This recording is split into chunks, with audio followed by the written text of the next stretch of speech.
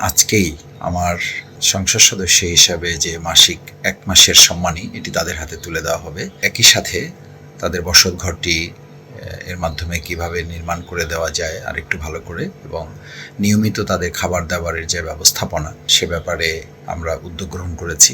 মহান আল্লাহ সুবহানাহু ওয়া তাআলা যে কদিন তাদেরকে বাঁচিয়ে রাখবেন আমরা আমাদের জায়গা থেকে তাদের জন্য সবটুকু আমরা করব ইনশাআল্লাহ। আসসালামু আলাইকুম ওয়া রাহমাতুল্লাহি ওয়া বারাকাতুহু। আপনারা ইতিমধ্যে অবগত হয়েছেন একটি বেসরকারি টেলিভিশন ডিবিসি চ্যানেলের মাধ্যমে যে আমাদের প্রিয় জেলা পটুয়াখালীর বাউফল উপজেলা আমার সেখানকার ধুলিয়া ইউনিয়নের চাঁদকাঠি নিবাসী ৩ জন প্রতিবন্ধী ভাইয়ের অত্যন্ত মানবিক একটি বিষয় আমাদের দৃষ্টিতে এসেছে, আপনাদের অনেকের দৃষ্টিতে এসেছে। আমাকে অনেকে এ ব্যাপারে দৃষ্টি আকর্ষণ করেছেন, আমি তাদের প্রতি কৃতজ্ঞতা জ্ঞাপন করছি।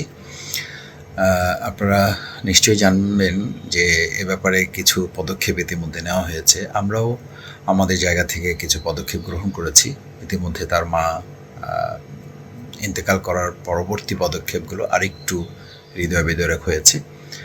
সঙ্গত কারণেই আমি আমার জায়গা থেকে ইতিমধ্যে আমাদের সম্মানিত এলাকার যারা গণ্যমান্য ব্যক্তিবর্গ আছেন, স্থানীয় এলাকাবাসী আছেন, ভিন্ন ধর্মাবলম্বী কমিউনিটির যারা নেতৃবৃন্দ আছেন তাদেরকে আমি বিষয়টি অবহিত করেছি।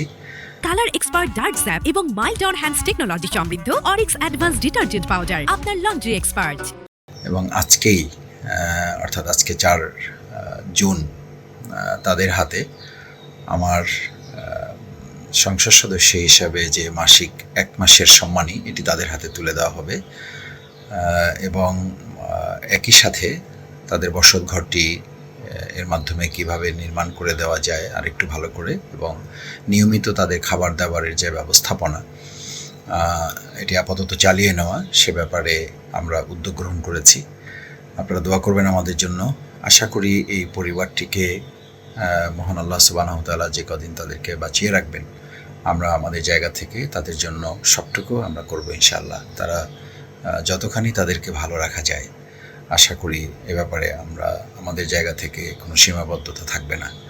আপনাদের সকলের দোয়া চাই এবং আপনারা যারা বিশেষভাবে আমাকে অনেক জায়গা থেকে এ ব্যাপারে দৃষ্টি আকর্ষণ করেছেন এবং আমরা আমাদের জায়গা থেকে ইতিপূর্বেও কিছু উদ্যোগ গ্রহণ করেছিলাম, সেটি হয়তো অত্যন্ত অপ্রতুল। বিশেষভাবে আমরা বেসরকারি টেলিভিশন ডিবিসি চ্যানেলের কাছে কৃতজ্ঞ যে তারা এই বিষয়টি আমাদের আবার নতুন করে দৃষ্টিতে নিয়ে এসেছেন, সেজন্য তাদের প্রতিও কৃতজ্ঞতা স্বীকার করছি। আশা করি যে এ ব্যাপারে আপনারা যারা অত্যন্ত হৃদয় বিদারক ঘটনা হিসেবে আমাদের কাছে এটি লিঙ্ক শেয়ার করেছেন, আমরা আশা করছি যে আপনাদের যে কষ্টের জায়গা থেকে আপনারা এটা আমাদেরকে প্রেরণ করেছেন সেই কষ্টের জায়গাটা আমরা পূরণ করতে সক্ষম হব। আমাদের জন্য দোয়া করবেন, ভালো থাকবেন। আসসালামু আলাইকুম রহমতুল্লাহ।